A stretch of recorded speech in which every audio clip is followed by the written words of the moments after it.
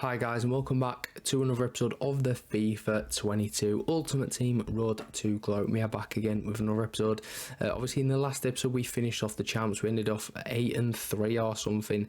I don't know, maybe a bit more, 8-4, 8-5. I don't really too know. But yeah, we got 8 wins basically. We got 2 pretty dead red picks. But anyway, in today's episode we're going to be now completing the Bergwijn SBC. Now of course with the new promo that's just come out, there's different things, if that makes sense. So the different ways that cards get boosted, they're all sort of split into 3 sections.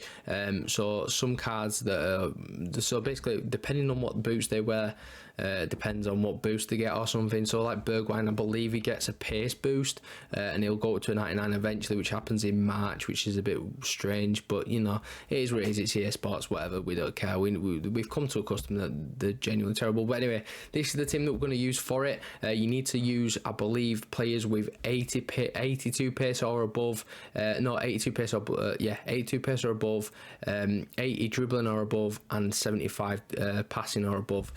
So obviously that is the team that we built for it. We couldn't really use any centre backs because come on, what centre backs have got 80 dribbling and 75 passing? You just don't see that very often in your centre backs. And obviously with the 82 pace as well.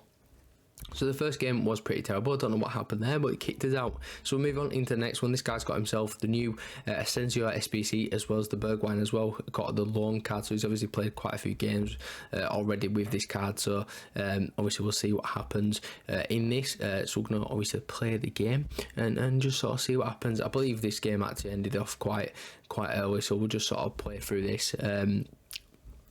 But yeah, so speaking of the new promo, there's a few interesting cards in there. Like no one really screams out to me as being amazing. Obviously you've got a few decent cards, like João Felix looks okay, but on the whole it doesn't look like a great promo. Like I think the rule breakers looked a lot better than what this promo looks like. Obviously yeah, I know that the cards get upgraded to 99, well one stat that gets upgraded to 99. It's a bit like the screen promo, but it kind of it has, you know, it doesn't just changing a random stat sort of thing. It's just one stat that gets boosted for the whole year, and I believe it just keeps getting upgraded throughout the year. It doesn't just like go from for example Bergwijn with 92 pace, it doesn't go from 92 straight to 99. It gets upgraded gradually throughout the year. So I don't really know what EA are planning with it, but you know, it's an interesting promo. It's one that we've not really seen before either, and clearly they've got some sort of brand deal with Adidas, because they wouldn't promote Adidas players in the game if they didn't have some sort of, you know, deal with them to sort of promote their brand sort of thing, because they're not going to do it with Nike now, are they? Let's be honest, unless obviously they pay them some money. So anyway, yeah, that game there, as you could see, we got a win, got a nice little rage quit. I believe that was one of the only rage quits we got in the things. We only had to play, I believe, 5 games as well, so it's not like people had to stay in the game. It's so much easier to just, if you go 1-0 down, just quit, play golden goal, and then you'll genuinely, it'll be a lot easier for yourself. Even if you're like one of the worst players in the game, you're still going to get wins quicker by pausing and quitting at 1-0 than you are at like playing a full game out of 15 minutes, if you know what I mean. So we do go 1-up in the next game, and we do go 2-up as well. Riyad Mahrez, honestly, we knew from the weekend league he was good, but seriously, he's genuinely incredible. He's one of the best players I've used all year, and he's been very, very good for us since joining, obviously from the SBC section. Anyway, he does get a goal there, as you can see, through Pele, and that means that he's not going to quit out of this game, because, you know, once you get a goal, you've done absolutely everything. You just have to play the game out. You literally have to like score a goal, assist a goal, and then like obviously play a game. And then I believe there's another objective, but I can't remember what it is. So it's obviously quite easy to do, because it's not the best of cards, Bergwijn, but I think he'll be better than Adama off the bench. Like, let's face it, Adama's 900 coins. I mean, he got a few late goals in the last episode, to be fair, to like save us and get us a couple of wins and stuff. But I think that this Bergwijn should be a bit better. He's got, I believe, like 4-star skills or maybe 5-star skills. Yeah, he's only got 3-star weak foot, but I'll just obviously force it on his stronger foot. And obviously with that pace he's got late game, I know it's like 2 less or 3 less than Adama, it'll still be decent enough to obviously outpace some defenders late on in games, because realistically 2 or 3 pace ain't going to make much difference. But anyway, in this game, as you can see, we are 4-1. It finally goes back to 4-2. Don't really know why the guy's still playing, to be honest. It literally means nothing. You can't get like 2 goals in one game or something. Say for example you played 5 games but you didn't score in one of them, you'd have to play an extra game. You can't do 2 goals in one game. So there was literally no point in playing on after we obviously both got after it was 2-1, because then one of us will get the win, so then we don't have to go to extra time or anything, so it gets it done quicker, and you don't need any more goals than one. So moving on into the next game, this guy had himself a Maradona. He had a couple of decent players, and Maradona's the one to score first, so I thought, you know what, let's just go ahead and quit, let's just do the right thing, and obviously try get the objective done quicker than it should be done, sort of thing. I don't know, but anyway, I was doing this game, I was doing these objectives while watching England obviously win 5-0. We obviously scored all 5 goals in the first half, so in the second half it was quite boring, and I obviously just concentrated a bit more on playing this game, but to be fair, I didn't need to concentrate much, because the players just they didn't really play. I literally just passed it around back for most of it in the second halves of these games, because they don't need to score again, they don't need to score twice. I think this guy did maybe eventually quit, I can't really remember, but we do go 3-0 through Riyad Mahrez eventually, when he finally takes the shot. Or is it Mahrez? Yes, it is. Again, just fantastic dribbling to obviously get around the defence and stuff, and I don't really know how he got the shot off, but we did end up winning 3-0. He didn't quit, so he's literally just wasted the game there. It doesn't make any sense. He didn't score, so I mean, maybe I should have let him score, but even still, he shouldn't have stayed in the game that long, because it was just a waste of time for both of us. So moving on into the next one, this guy's got himself Dybala and Yazbal centre backs. That's a very interesting centre back pairing, if I do say so myself. I mean, you could at least put Fofana in there, who's obviously a centre mid, and he's a bit bulky, he's a bit more of a CDM type player, so you could slot him in at centre back, a bit like Bradford City do with Jan Songo. Made a bit of a mistake on Saturday, but we don't speak about that because we drew the game, so it's fine. Obviously against Port Vale, was one of the best teams in the league, to be fair. I'm still a bit annoyed at him, but it's fine. Anyway, so Fekir whips the ball across back post. We get another goal eventually after it comes off the underside of the bar, and we get an own goal from Dybala, obviously scoring at the wrong end. Dybala probably thought, oh, there's a tap in here, I'm going to go score, because obviously he's so used to obviously putting balls into the back of the net, so that's why he scored the own goal. So anyway, just before our time, we're going to push you once again. This time it's normal Phil Foden who puts it across to Riyad Mahrez, again this time on the weak foot.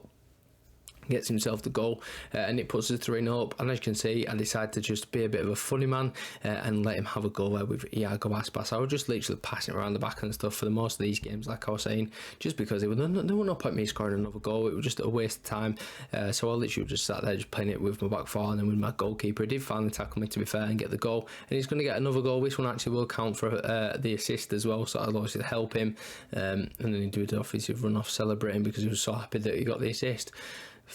Whatever, honestly, you probably should have just quit when it was like 1 or 2-0 or whatever, and then just gone into another game, and it'd have been quicker for you. But no, you do you, people are stubborn. So anyway, we do come away with the win as well, so that will help for like friendly wins and stuff, which is obviously helpful, gets them done quicker and stuff, and I believe this could be the last game, then maybe the penultimate game, can't really remember, but this is the game. It's a decent team. He's got Marcus Llorente at right wing, which is interesting.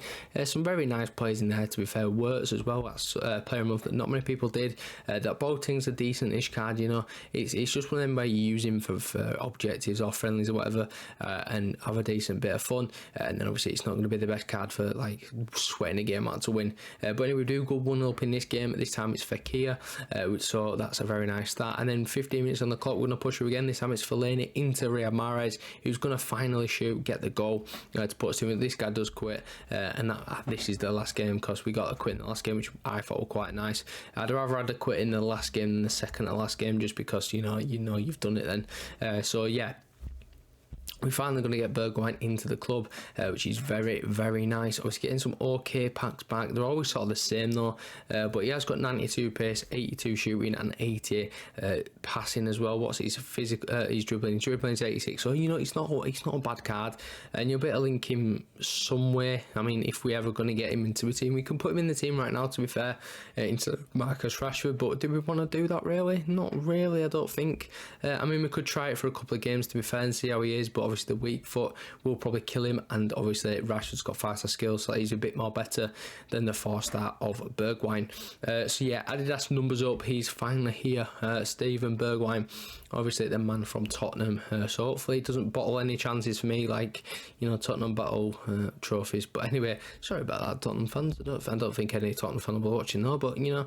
So anyway, the 4-star skills is decent. The 2-star weak foot, it's actually 2-star weak foot. I thought it was 3. But anyway, decent balance and agility and stuff. Finishing could be a bit better, so we'll probably put like something for shooting and passing or something.